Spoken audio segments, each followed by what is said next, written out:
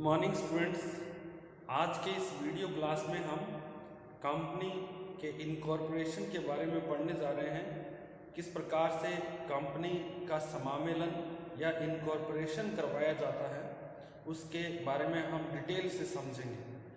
Last के video में मैंने आपको बताया था कि कंपनी इनकॉर्पोरेशन के लिए 4 स्टेप्स जो है फॉलो करते हैं। फर्स्ट स्टेप में हम प्रिलिमिनरी जो स्टेप्स हैं जिसमें जो प्रारंभिक तैयारी की जाती है, डॉक्यूमेंट प्रिपेयर्स किए जाते हैं कंपनी के इनकॉर्पोरेशन के लिए। जब हम अप्लाई करते हैं तो उससे पहले भी हमें बहुत सारे जो डॉक्यूमेंट प्रिपेयर करने होते हैं। तो फर्स्ट स्टेप को हम कहते हैं प्रिलिमिनरी स्टेप यानी प्रारंभिक अवस्था, जिसमें हम जो अप्लाई करते हैं कंपनी के रजिस्ट्रेशन के लिए तो उसके लिए डॉक्यूमेंट्स वगैरह अरेंज करते हैं, प्रिपेयर करते हैं। Then after will continue for second step. In second step हम लोग जो कंपनी के इनकॉर्पोरेशन के लिए, कंपनी के रजिस्ट्रेशन के लिए या पंजीयन के लिए जो डॉक्यूमेंट्स हैं वो रजिस्ट्रार को सबमिट करते हैं। जो रजिस्ट्रार ऑफ कंपनी है उसको हम सबमिट करते हैं। थर्ड स्टेप के अंदर जो रजिस्ट्रार है वह उन डॉक्यूमेंट्स को एक प्रकार से वेरीफाई करता है, स्क्रूटनी करता है, उनकी जांच पड़ताल करता है और उसके बाद यदि उसे डॉक्यूमेंट जो है सही मिलते हैं, डॉक्यूमेंट पर्याप्त मिलते हैं, तो उसके बाद वह अपने जो जिज्ञासा को संतुष्ट करने के बाद, डॉक्यूमेंट को चेक करने के बाद जो है फोर्थ स्टेप के अंदर कंपनी को जो है इनकॉर्पोरेशन सर्टिफिकेट है वो जारी कर देता है। तो ये 4 स्टेप के बारे में मैं ऑलरेडी आपको लास्ट वीडियो में डिस्कस कर चुका हूँ ब्रीफ में।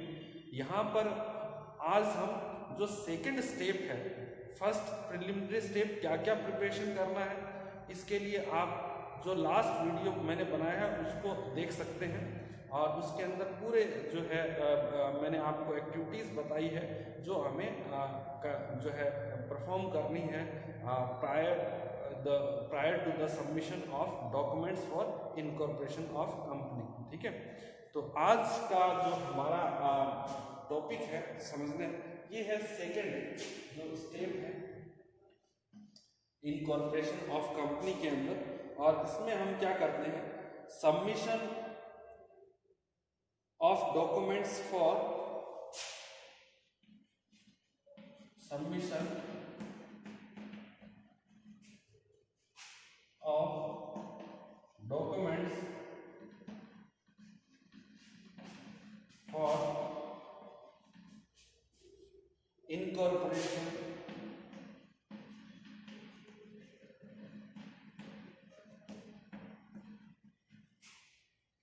to ROC।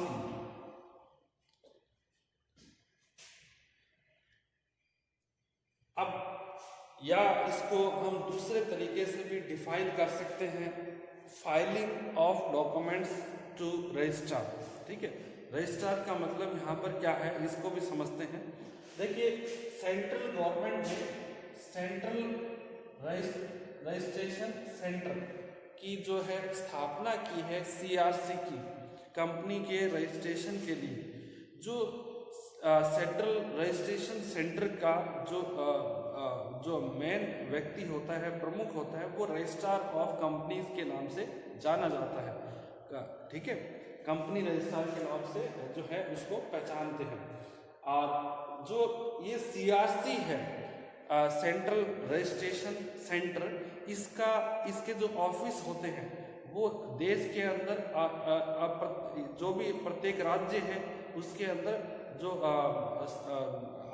है इस्टेब्लिश किए जाते हैं एरिया के अकॉर्डिंग, और वहाँ पर कोई भी व्यक्ति है कंपनी का रजिस्ट्रेशन करवा सकता है। ठीक है, ये इसका जो हेड ऑफिस है वो नई दिल्ली के अंदर है, बट इसके लोकल जो ऑफिस है वो प्रत्येक स्टेट के अंदर एरिया के अकॉर्डिंग जो है उनका जुरिस्डिक्शन है, उनका क्षेत्राधिकार है वो बटा हुआ है। ठीक है, तो उस एरिया के अंदर, जिस एरिया के अंदर आप कंपनी इनकॉर्पोरेट करवाना चाहते हैं, तो उस जो वहाँ का उस एरिया का जो सेंटर है, ऑफिस है रजिस्ट्रार ऑफ कंपनी का, उस रजिस्ट्रार ऑफिस में आप जा सकते हैं और कंपनी का जो इनकॉर्पोरेशन करवा सकते हैं। ठीक है, तो यहाँ पर ये समझना जरूरी है। बहुत बार पूछा जाता है कि ये जो रजिस्ट्रेशन की प्रक्रिया है इसको कौन जो है कंडक्ट करता है, तो ये आपको ध्यान में रहना चाहिए कि सेंट्रल रजिस्ट्रेशन सेंटर, ठीक है ना, CRC, central registration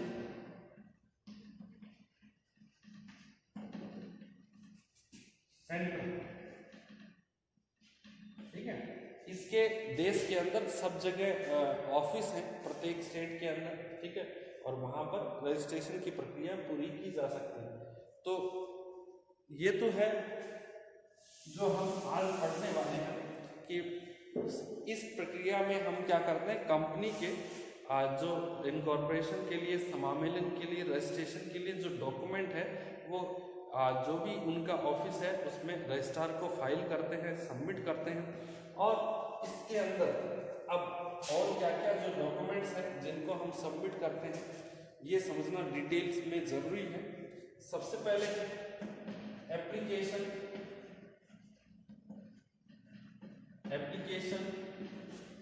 for incorporation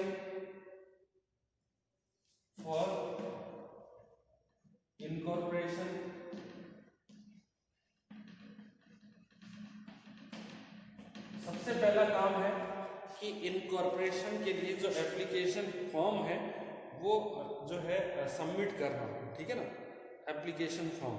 अब इसमें भी क्या है कि अलग अलग प्रकार के एप्लीकेशन फॉर्म है। जो जनरल कंपनी के रजिस्ट्रेशन के लिए जो INC, ठीक है, 7 ये फॉर्म फिल करके सबमिट करना है। यदि कोई कंपनी OPC है, ठीक है ना, जैसे OPC कंपनी है तो उस केस में INC 2, ठीक है, OPC यानी 1% कंपनी। इसके अलावा यदि कोई चैरिटेबल कंपनी है देन INC 12, ठीक है, चैरिटेबल कंपनी है, चैरिटेबल, देन इसके लिए INC 12। तो इस प्रकार से ये इनकॉर्पोरेशन के लिए अलग अलग फॉर्म है।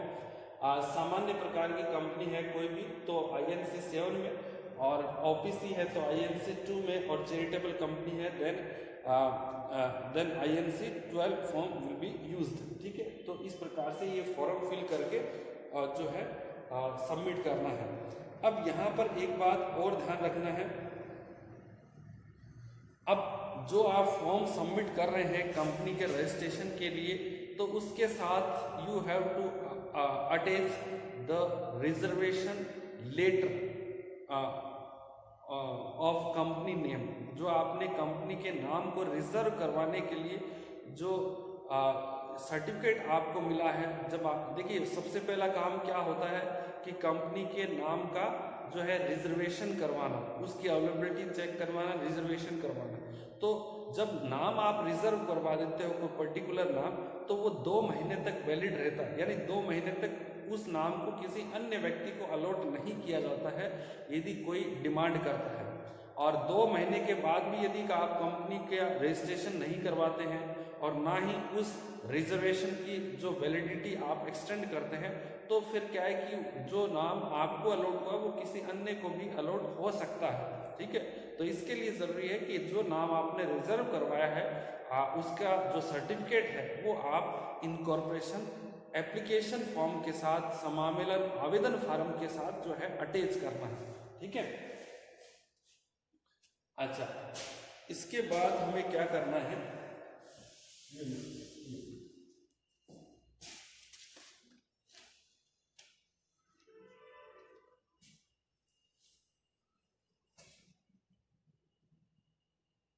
अच्छा जल्दी पूछता हूँ,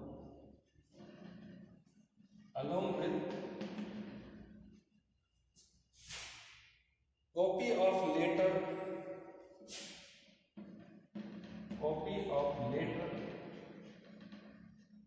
confirming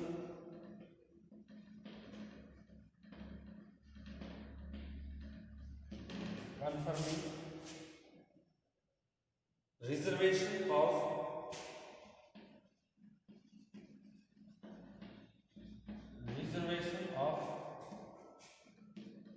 कंपनी नेम। ठीक है, तो ये सबसे पहला काम है एप्लीकेशन फॉर्म, और उसके साथ जो नाम आपने जो रिजर्व करवाया है उसका कंफर्मेशन लेटर अटैच करना। सेकंड,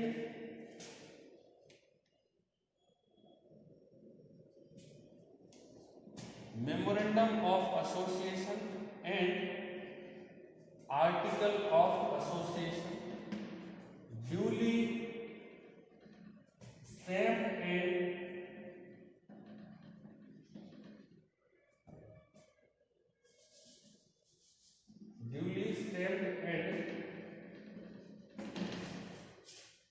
signed by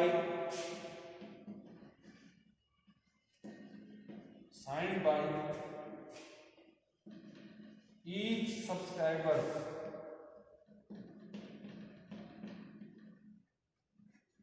अब देखिए, ये काम कंप्लीट करना है कि जो कंपनी के चार्टर डॉक्यूमेंट है, memorandum of association, article of association, पार्षद सीमा नियम, पार्षद अंतर नियम, ये डॉक्यूमेंट है, उन्हें भी आपको है सबमिट करना है। कैसे होंगे? सबसे पहले डॉक्यूमेंट प्रिपेयर करेंगे, उसके बाद उस पर जो भी रेवेन्यू टिकट है, जो फीस होती है गवर्नमेंट की, तो वो उस पर टिकट जो स्टैंप है वो लगाएंगे आप। और ये जो कोर्ट के अंदर, तहसील कार्यालय के अंदर जो है रजिस्ट्रार ऑफिस में ये स्टैंप आपको मिल जाती है। और इसके अलावा उस पर प्रत्येक सब्सक्राइबर के जो कंपनी के प्रारंभिक मेंबर होंगे, सदस्य होंगे, उन सभी के जो साइन है इन दोनों डॉक्यूमेंट पर होंगे। ठीक है, तो ये सब करके सबमिट करना है। नेक्स्ट हम बात करेंगे डिक्लेरेशन फ्रॉम द प्रोफेशनल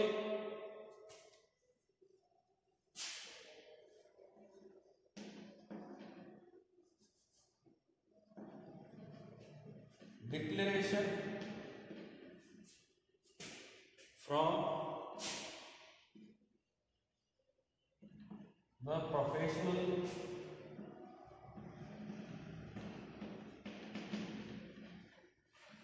ठीक है। अब देखिए, यहाँ पर एक घोषणा का जो लेटर है वो भी सबमिट करना पड़ेगा। ये डिक्लेरेशन है। डिक्लेरेशन ऑफ प्रोफेशनल का मतलब क्या है? सीए या सीएस या आईसीडब्ल्यूए, सीएमए जिसको हम कहते हैं, या फिर एडवोकेट। ठीक है ना, ये एक डिक्लेरेशन देंगे कि जो कंपनी के प्रमोटर्स हैं उन्होंने कंपनी के इनकॉर्पोरेशन के लिए सभी आवश्यक जो डॉक्यूमेंट्स हैं उनको तैयार कर लिया है, किसी प्रकार के डॉक्यूमेंट्स में कमी नहीं है। तो इस बात की जो घोषणा है वो कोई भी लीगल एक्सपर्ट, जिसमें मैंने आपको ऑलरेडी एक्सप्लेन किया है, सीए या सीएस या सीएमए या फिर जो एडवोकेट है, वो इस बात की घोषणा जो करेंगे, और इस घोषणा को या जो है डिक्लेरेशन को उन डॉक्यूमेंट के साथ जो है सबमिट किया जाएगा। नेक्स्ट हम बात करते हैं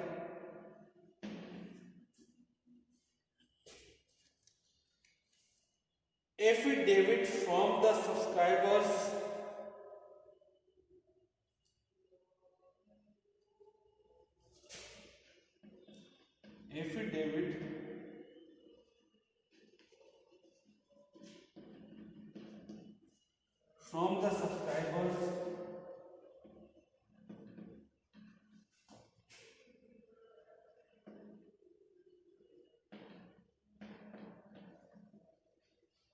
from the subscribers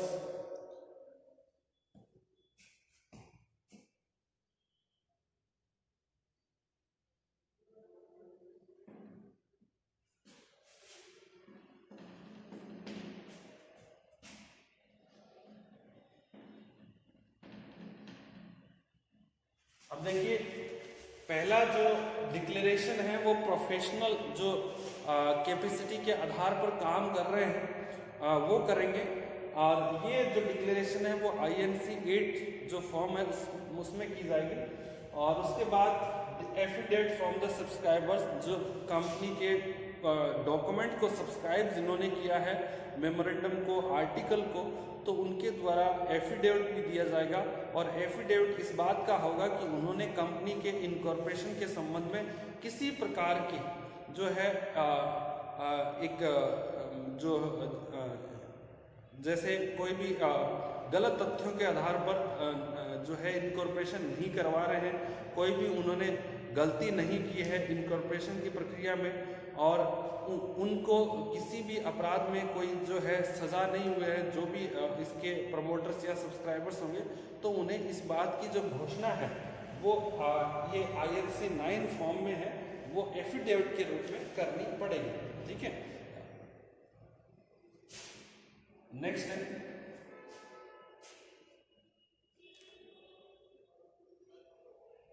furnishing verification.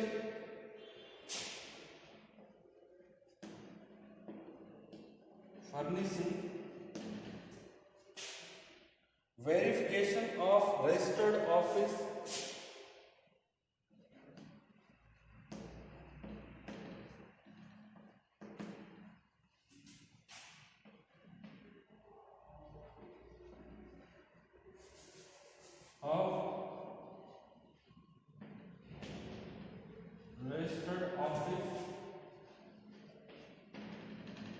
अब ये बहुत इंपॉर्टेंट काम है। इस पॉइंट में हम क्या जो है ध्यान रखना है कि देखिए, जब आप कंपनी का रजिस्ट्रेशन करवा रहे हैं तो उस समय आपको क्या है, उसी समय ये जो एड्रेस है कंपनी के रजिस्टर्ड ऑफिस का वो देना पड़ता है। यदि आपके पास उस समय एड्रेस अवेलेबल नहीं है तो आप अपने घर का पता दे सकते हैं, जो प्रमोटर्स हैं, ठीक है ना, और उस पर जो भी गवर्नमेंट की तरफ से पत्राचार या कॉरेस्पॉन्डेंस किया जाएगा वो उस एड्रेस पर किया जाता है। लेकिन यदि एड्रेस नहीं है आपके पास कंपनी के रजिस्टर्ड ऑफिस का जहां आप स्थापित करेंगे हेड ऑफिस या पंजीकृत कार्यालय, तो आपको एटलीस्ट उस स्टेट का नाम जरूर बताना पड़ेगा जिस स्टेट में आप ये रजिस्टर्ड ऑफिस स्थापित करेंगे। यदि आपके पास फिक्स एड्रेस नहीं है, नो इश्यू, आप फ्यूचर के अंदर जो है इस बात को डिसाइड कर सकते हैं, बट उस समय आपको कम से कम स्टेट का नाम तो बताना पड़ेगा। और जो परमानेंट एड्रेस जो आप डिसाइड करेंगे पंजीकृत कार्यालय के लिए, रजिस्टर्ड ऑफिस के लिए, उस एड्रेस को आप कंपनी के इनकॉर्पोरेशन के 30 डेज के बाद जो है यानी with in 30 days after incorporation of company आप वेरीफाई करवा सकते हैं, ठीक है ना। और उस एड्रेस की सूचना आपको रजिस्टर्ड ऑफिस को देनी पड़ती है, ठीक है ना। ये एक जो रजिस्टर्ड ऑफिस है उसके अंदर कंपनी के से रिलेटेड जो भी पब्लिक डॉक्यूमेंट्स हैं उनको रखा जाता है। पब्लिक में से कोई भी व्यक्ति जो उससे जुड़ा हुआ है उन डॉक्यूमेंट्स को देख सकता है, वहाँ से उन डॉक्यूमेंट्स की जो कॉपी प्राप्त कर सकता है, और कोई भी व्यक्ति है वो एक प्रकार से जो है कंपनी के साथ जो कम्युनिकेशन के लिए, कॉरेस्पॉन्डेंस के लिए जो है कांटेक्ट कर सकता है उस एड्रेस पर, ठीक है। तो ये यदि आपने पहले एड्रेस डिसाइड नहीं किया है कंपनी के रजिस्टर्ड ऑफिस का, तो उसके संबंध में है कि furnishing verification report of registered office with in 30 days after incorporation, ठीक है ना। समामेलन के 30 दिनों के बाद के अंदर आपको जो है पंजीकृत कार्यालय के सत्यापन का जो दस्तावेज है वो रजिस्ट्रार ऑफिस के पास सबमिट करना है, ठीक है। ये याद रखना है विद इन 30 डेज। अच्छा, नेक्स्ट हम बात करते हैं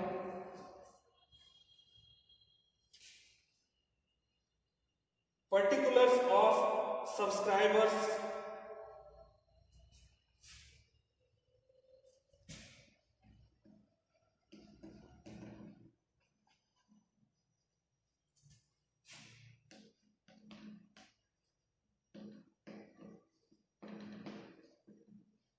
पर्टिकुलर्स ऑफ सब्सक्राइबर्स, इसके साथ ही आपको जो सब्सक्राइबर्स है, अभिदाता है, कंपनी के प्रारंभिक मेंबर हैं, उन सभी के जो भी पर्टिकुलर्स हैं उनका नाम, सरनेम, एड्रेस जो भी कॉन्टेक्ट नंबर, ठीक है, ये सभी डिटेल है, आइडेंटिटी कार्ड है, उनका पहचान का दस्तावेज है, एड्रेस का प्रूफ है, तो ये सभी भी आपको उन डॉक्यूमेंट के साथ सबमिशन करना है रजिस्ट्रार के पास। नेक्स्ट हम बात करते हैं particulars of first directors. Particulars of first directors.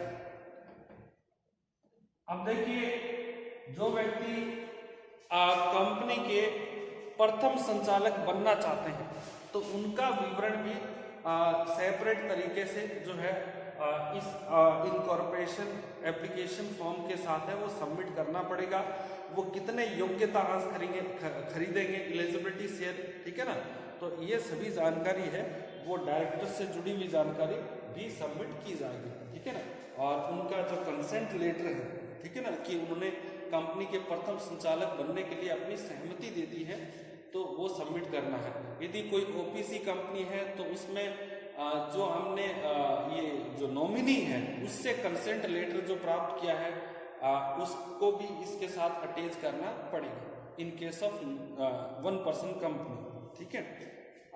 1 person company में क्या है, नॉमिनी का जो है एक्स्ट्रा क्लोज है वो ऐड हो जाता है। इसके बाद हम नेक्स्ट पॉइंट को समझेंगे, payment of fees. Payment of fees. अब देखिए, ये सब करने के बाद ये डॉक्यूमेंट हैं जो सबमिट करेंगे, इसके साथ ही जो फीस है रजिस्ट्रेशन का वो भी आपको है जमा करना पड़ेगा, ठीक है।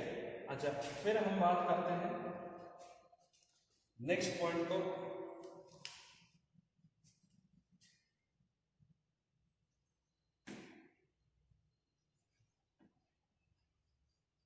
Power of attorney.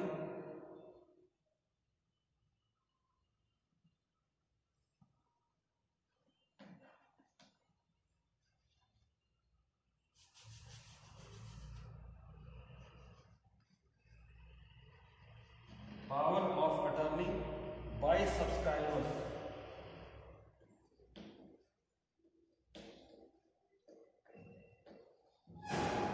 हम इसको और समझते हैं, ये power of attorney bye subscribers का क्या मतलब है कि देखिए, कंपनी का रजिस्ट्रेशन है वो कम से कम, यदि प्राइवेट कंपनी का रजिस्टर करवा रहे हैं तो कम से कम 2 व्यक्ति हो सकते हैं। यदि पब्लिक के लिए है कम से कम कितने चाहिए, 7 मेंबर्स चाहिए रजिस्ट्रेशन के लिए। लेकिन जरूरी है कि 2 ही लोग होंगे या पब्लिक कंपनी में 7 लोग होंगे, 50 लोग भी हो सकते हैं किसी कंपनी के रजिस्ट्रेशन के लिए। तो अब मेरा जो समझाने का मतलब क्या है, इसको ध्यान से समझना कि जब मान लो ये डॉक्यूमेंट फाइल कर रहे हैं रजिस्ट्रार के पास, डॉक्यूमेंट सबमिट कर रहे हैं, उसमें कोई कमी मिल जाती है, कोई बात है जो लिखनी थी वो भूल गए, लिख नहीं सके, ठीक है ना, कोई इस प्रकार की जो कमी रह जाती है, तो क्या उन 50 लोगों को हम वापस बुलाएंगे उस डॉक्यूमेंट पर साइन करने के लिए? Answer is no. उस केस में क्या हो सकता है, 2 विकल्प होते हैं वैसे, हम उन सबको बुलाएं और उस डॉक्यूमेंट को वेरीफाई करवाएं, उसको ठीक करवाएं। ये तो है फर्स्ट विकल्प। दूसरा विकल्प क्या है, ये दूसरा विकल्प बहुत आसान है, जिसमें सभी जो मेंबर्स होते हैं वो एक प्रकार का पर्टिकुलर पावर ऑफ अटर्नी किसी एक व्यक्ति को दे देते हैं। पावर ऑफ अटर्नी एक प्रकार का अधिकार होता है, ठीक है। ये पर्टिकुलर पावर ऑफ अटर्नी मैं इसलिए कह रहा हूं कि कंपनी के इनकॉर्पोरेशन के संबंध में यदि उनके दस्तावेज की उनके साइन की जरूरत पड़ती है, जो मेंबर्स हैं, सब्सक्राइबर्स हैं, तो यदि वो अवेलेबल नहीं होते तो उनके बिहाफ पर कोई एक व्यक्ति भी साइन कर सकता है, जिसको पावर ऑफ अटर्नी दी गई है। इससे सुविधा क्या रहती है कि सभी लोगों को वापस बुलाने की जरूरत नहीं है, उनके बिहाफ पर एक व्यक्ति साइन कर देता है। समझ पा रही है बात, ठीक है ना। तो उस व्यक्ति को सभी लोग अधिकार देते हैं जो कंपनी के रजिस्ट्रेशन का कार्य करता है। और ये जो पावर ऑफ अटर्नी होती है ये रजिस्टर्ड होनी चाहिए, ठीक है ना। और इसको इस प्रकार की पावर ऑफ अटर्नी को भी ये जो डॉक्यूमेंट सबमिट कर रहे हैं उसके साथ अटैच किया जाता है। यदि रजिस्ट्रार को कोई डॉक्यूमेंट में कमी महसूस होती है कि ये डॉक्यूमेंट में कमी है या कहीं पर कुछ लिखना है, कुछ साइन करना है, तो उसकी पूर्ति के लिए वो एक व्यक्ति जिसके पास पावर ऑफ अटर्नी है वो सबके बिहाफ पर वो जो है उसकी पूर्ति कर सकता है। ठीक है, सभी लोगों को वहां पर ऑफिस में पहुंचने की जरूरत नहीं, और इससे क्या है कि जो रजिस्ट्रेशन की प्रोसेस है वो आसान हो जाती है। ठीक है, तो ये जो है डॉक्यूमेंट्स जो सबमिट किए जाते हैं रजिस्ट्रार के पास कंपनी के इनकॉर्पोरेशन के लिए या रजिस्ट्रेशन के लिए। ठीक है, इसके बाद नेक्स्ट देखिए, फर्स्ट जो स्टेप था उसमें हमने पढ़ा प्रिलिमिनरी स्टेप, प्रारंभिक अवस्था, जिसमें हम ये डॉक्यूमेंट्स प्रिपेयर करते हैं। सेकेंड स्टेप में हम इन डॉक्यूमेंट्स को जो है सबमिट करते हैं रजिस्ट्रार ऑफिस के अंदर, आप इन्हें लिखें। उसके बाद जो हम थर्ड स्टेप है उसको समझेंगे।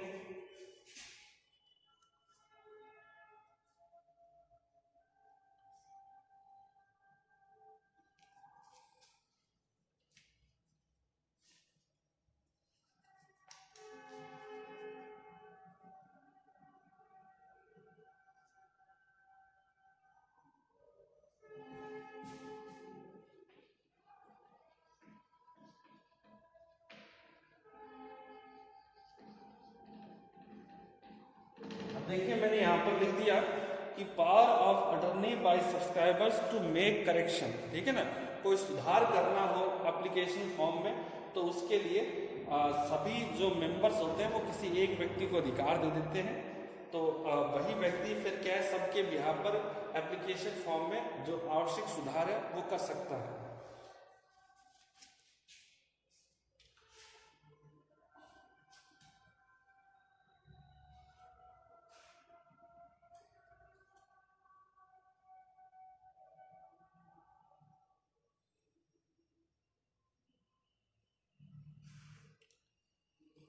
ओके, अब देखिए,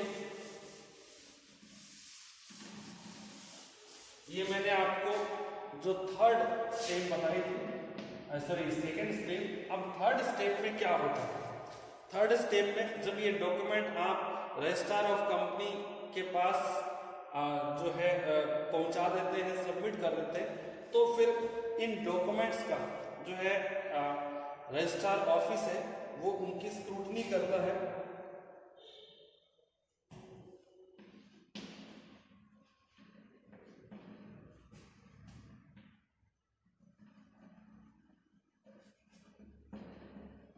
scrutiny and registration of document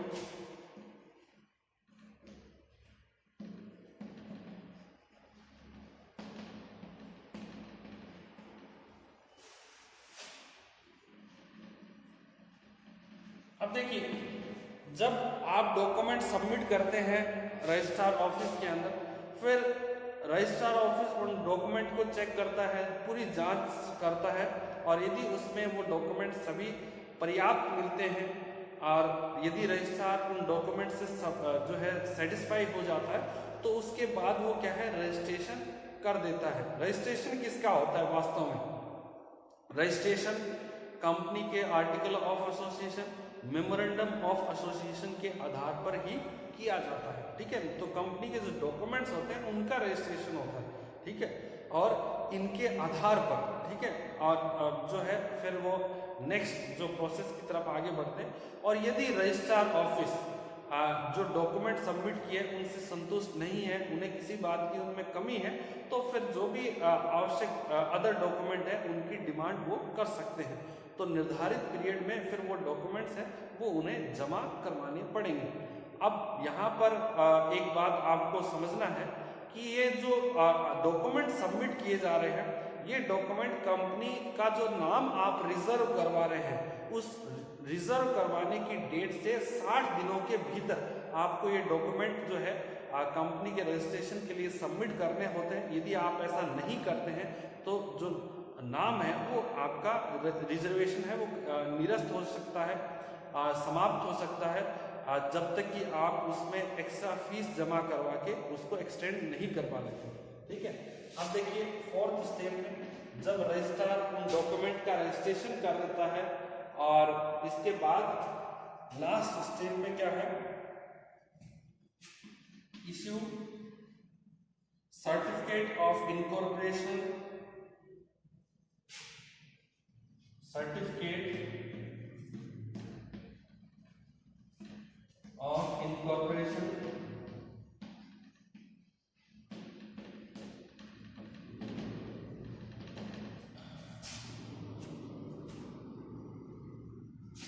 in INC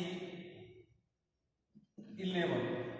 अब देखिए यदि रजिस्ट्रार संतुष्ट हो जाता है और कंपनी के जो डॉक्यूमेंट हैं उनका रजिस्ट्रेशन कर देता है तो फिर जो है कंपनी को एक इनकॉर्पोरेशन सर्टिफिकेट यानी समामेलन का प्रमाण पत्र है इशू कर देता है।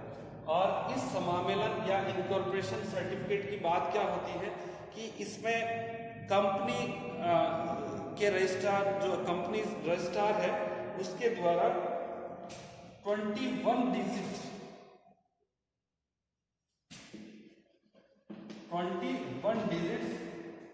अल्फा न्यूमेरिक कोड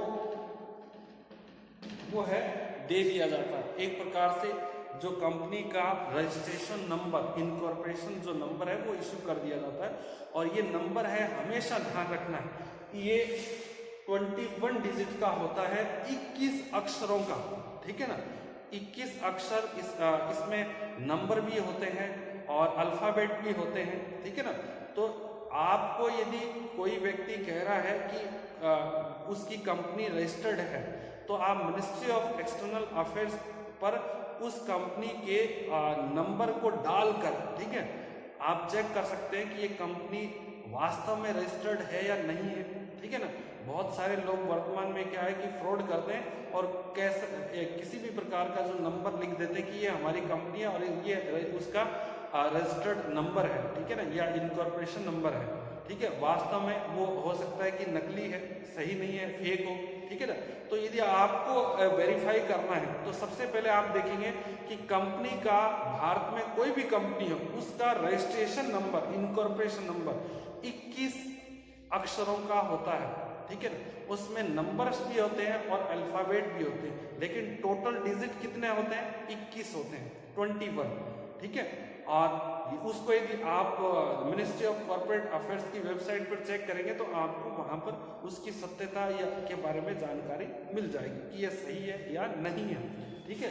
और ये जो सर्टिफिकेट है, इनकॉर्पोरेशन सर्टिफिकेट है, वो जो है INC 11 जो फॉर्म है उसके अंदर जारी किया जाता है और इसके अंदर कंपनी का जो परमानेंट अकाउंट नंबर है, पैन नंबर, उसको भी लिखा जाता है, ये भी अवेलेबल होता है। तो अब देखिए, अब हमने जब शुरुआत की थी ये फॉर्मेशन ऑफ कंपनी का निर्माण कैसे करते हैं, तो उसमें हमने 3 मेजर जो है स्टेज कंप्लीट करने के का डिस्कस किया था।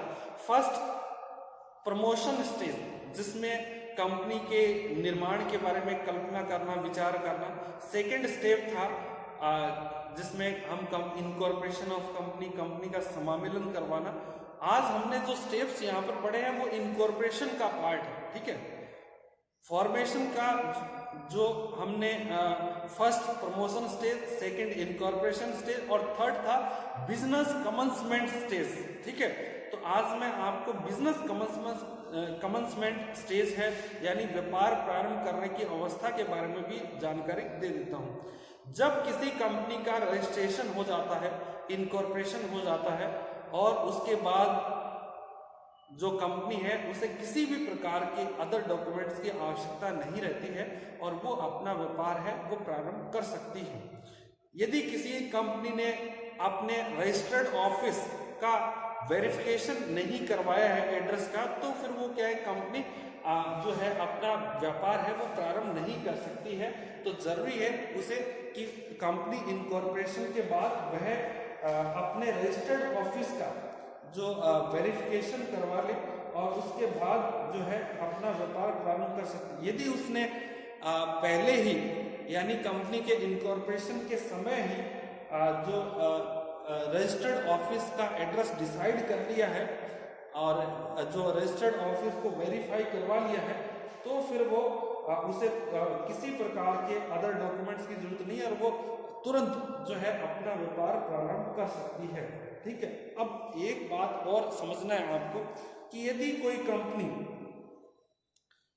कोई कंपनी अपने रजिस्ट्रेशन के बाद, इनकॉर्पोरेशन के बाद 1 साल तक कोई व्यापार प्रारंभ नहीं करती है, तो फिर जो रजिस्ट्रार है जिसने उसका रजिस्ट्रेशन किया है कंपनी का, वह उस रजिस्ट्रेशन को जो है कैंसिल तो नहीं कर सकता, लेकिन कंपनी के समापन की कार्रवाई प्रारंभ कर सकता है। ठीक है ना, ये इसलिए जरूरी है कि भारत के अंदर बहुत सारे लोग हैं, एक प्रकार की सेल कंपनीज का रजिस्ट्रेशन करवा लेते हैं। सेल कंपनी का मतलब क्या है कि एक प्रकार के फेक कंपनीज होती है जो कानून के रूप में तो रजिस्टर्ड है, परंतु वह कोई व्यापार नहीं करती है। एक प्रकार से मॉनेटरी फ्रॉड करने के लिए इस प्रकार की कंपनी स्थापित की जाती है, जो ये ब्लैक मनी वगैरह के अंदर डील करने के लिए, ब्लैक को व्हाइट करने के लिए इस प्रकार की कंपनी जो है स्थापित की जाती है। तो यदि 1 साल तक भी कोई कंपनी अपना व्यापार नहीं प्रारंभ करती है, तो उसके बाद जो रजिस्ट्रार है वह कंपनी के समापन की कार्रवाई प्रारंभ कर सकता है। ध्यान रखना एक बात, कंपनी का रजिस्ट्रेशन कैंसिल नहीं हो सकता। एक बार रजिस्ट्रेशन हो गया तो हो गया, उसके बाद कंपनी का रजिस्ट्रेशन कैंसिल नहीं होगा। यदि कंपनी ने फ्रॉडुलेंट पर्पस के आधार पर फ्रॉडुलेंट तरीके से कंपनी का रजिस्ट्रेशन करवाया है तो फिर उस केस में उस कंपनी का है जो कंपल्सरी वाइंडिंग अप या जो डिसोल्यूशन है, समापन, वो किया जा सकता है। ठीक है, तो आज के लिए इतना ही। उम्मीद है आपको formation of company, incorporation of company का ये जो चैप्टर है वो समझ में आया है और पूरा प्रोसेस आपने ध्यान से समझा है। और यदि किसी को कोई डाउट है तो आप देखिए, जो भी वीडियो बनाए हैं फॉर्मेशन ऑफ कंपनी और इनकॉर्पोरेशन ऑफ कंपनी, इनको यदि आप एक साथ देखेंगे तो आपको बिल्कुल जो है ये चैप्टर समझ में आ जाएगा। Thank you so much.